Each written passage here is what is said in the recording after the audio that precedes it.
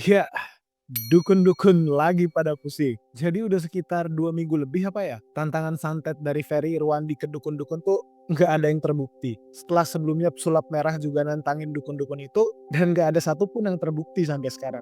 Terus rame banget kan tuh. Jadi gua rasa setelah 2 minggu nih, efeknya udah mulai kerasa ke dukun-dukun itu. Kayaknya banyak yang udah mulai kehilangan klien, dan pastinya mereka panik sih.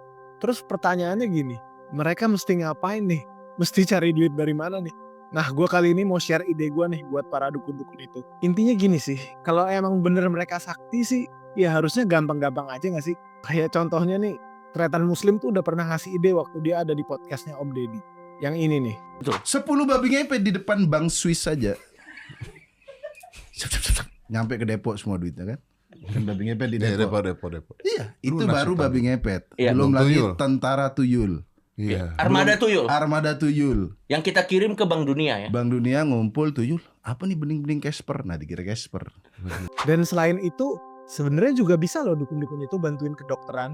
Soalnya kan ya, kalau emang bener mereka bisa masukin paku ke badan orang, benda padat nih, harusnya ilmu yang sama juga bisa dong buat masukin vaksin atau obat-obatan ke dalam tubuh orang.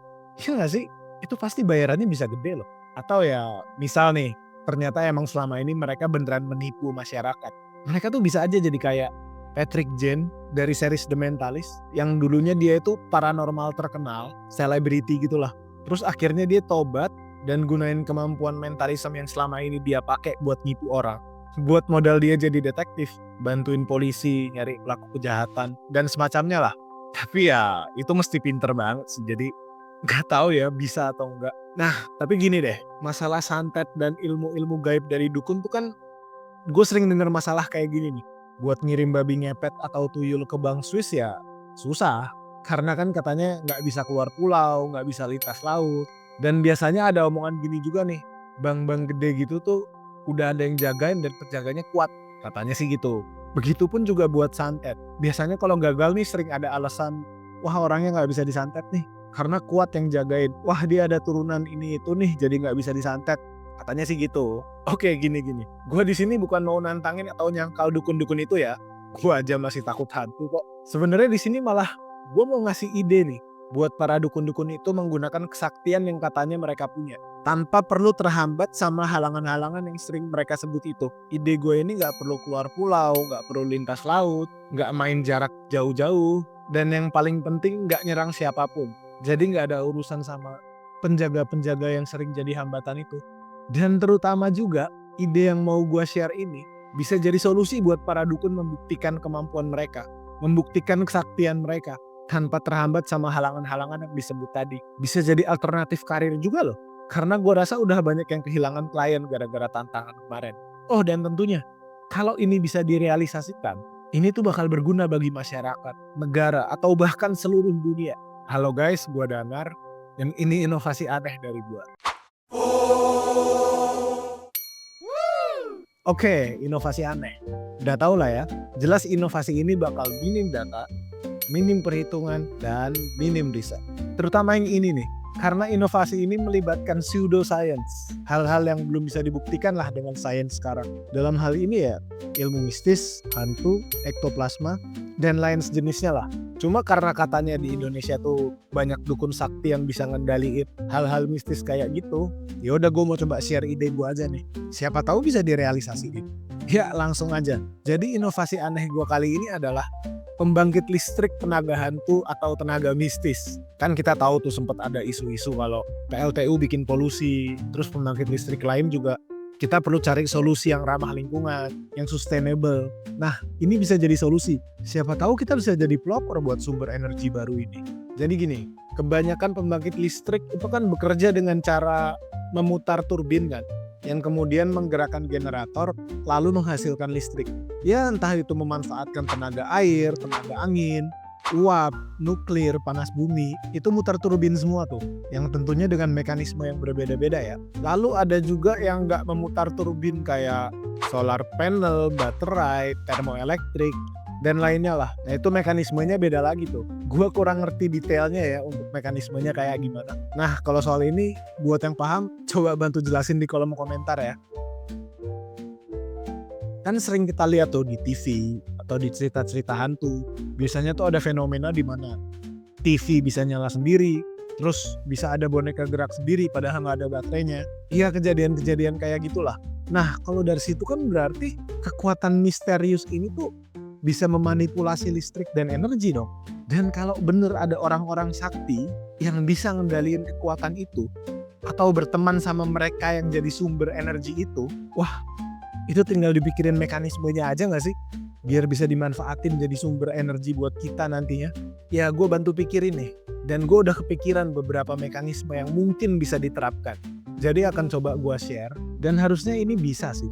Malah gampang dilakuin kalau emang klaim soal sakti itu benar. Oke, jadi yang pertama, memanfaatkan fenomena poltergeist. Poltergeist itu kan fenomena yang melibatkan pergerakan benda-benda secara misterius. Bisa ada pintu kebuka tutup sendiri, barang-barang yang tiba-tiba gerak dan berterbangan. Terus ada juga kipas angin atau ceiling fan yang tiba-tiba muter sendiri. Nah, itu bisa muterin kipas angin. Kenapa nggak kita manfaatin buat muter turbin aja? Kalau fenomena ini beneran bisa dikendalikan, energi kinetik yang dihasilkan dari pergerakan ini tuh cukup besar loh kalau dikumpulin. Gerakan mekanis ini bisa dimanfaatin buat ngasilin listrik. Jadi tugas para dukun tuh tinggal ngajakin temen-temen mereka aja buat gerakin benda-benda dalam mekanisme ini.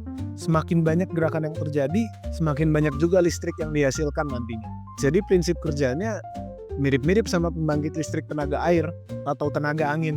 Cuma bedanya ini digerakin sama makhluk goib. Terus yang kedua, memanfaatkan perubahan suhu. Kan katanya kan kehadiran makhluk gaib itu diikuti dengan perubahan suhu yang cukup drastis ya. Bisa tiba-tiba dingin atau tiba-tiba panas.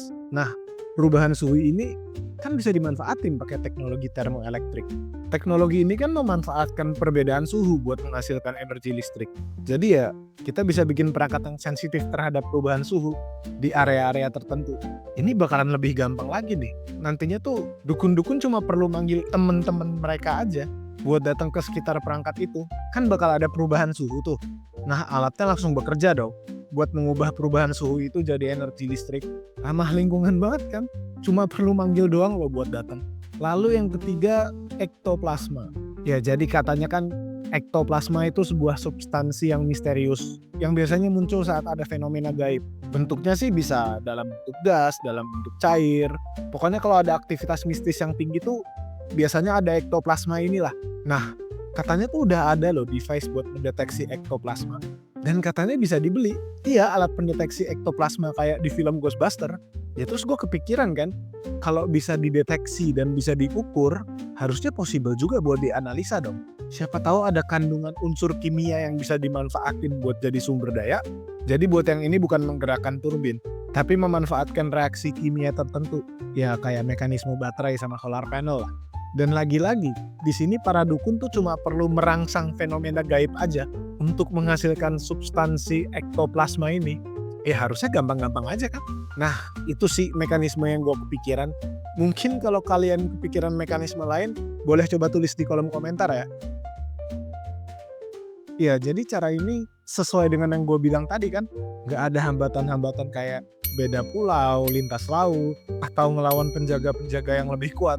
Dan ini untuk kebaikan loh, sumber energi. Biasanya kan juga ada tuh yang bilang kalau kesaktiannya cuma bisa digunain untuk kebaikan. Ya ini kebaikan, mungkin ide ini bisa dicoba. Jadi ya dukun-dukun sakti sekalian, ini saatnya buat kalian unjuk kebolehan. Gue yakin kalau kalian serius, banyak kok ilmuwan-ilmuwan yang mau diajak kerjasama buat ngerealisasiin ide ini. Dari seluruh dunia deh, ilmuwan dari seluruh dunia pasti tertarik buat merealisasiin ide ini. Bukan cuma di Indonesia doang. Atau at least Ferry Irwandi deh, yang kemarin nantangin kalian itu. Gue rasa juga pasti dia tertarik deh buat bantuin. Asal ya, kalian beneran serius. Coba bayangin deh, ini tuh bukan cuma sekedar jadi pembuktian loh. Bisa dipakai juga loh buat ngukur kesaktian dukun. Jadi kayak semakin sakti dukunnya, semakin banyak KWH yang bisa dihasilkan. Dan tentunya semakin besar juga bayaran buat dia. Ya nggak?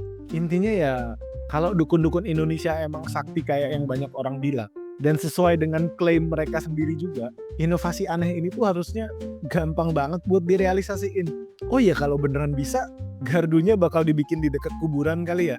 Sebelumnya juga gue pernah bikin tuh video soal kuburan yang buat dimanfaatin jadi kebun produktif. Bisa dikombo kali ya. Oke, jadi itu dia inovasi aneh gua kali ini. Menurut kalian gimana? Coba tulis pendapat kalian di kolom komentar ya.